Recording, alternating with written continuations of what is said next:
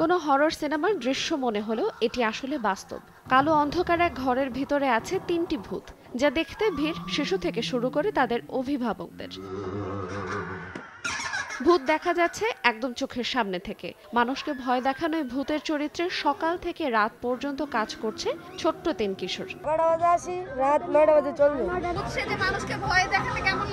মজা লাগে।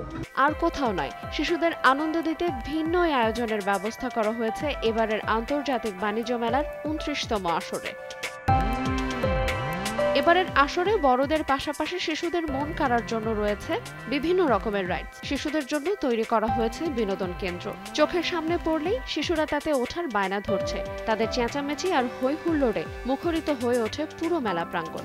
রাইডে আরো মজা করছি অনেক। রাতে এসেছি। রাতে এসেছো? কার সাথে এসেছো? আমার সাথে, বাবার সাথে।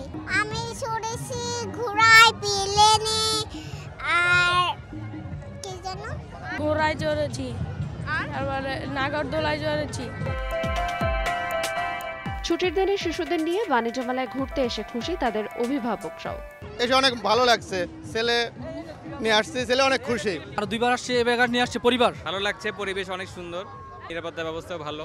তো আমরা একটা রাইডে উঠছি, আর একটার জন্য সিরিয়ালে এখানে রয়েছি, তো সব মিলে ভালো লাগছে। বাণিজ্য মেলার এবারের আসরে ঠিক শেষ সময় জমে উঠেছে মেলা প্রাঙ্গণ, বেড়েছে জনসমাগম। বড়দের পাশাপাশি শিশুদের উপস্থিতিও ছিল চোখে পড়ার মতন।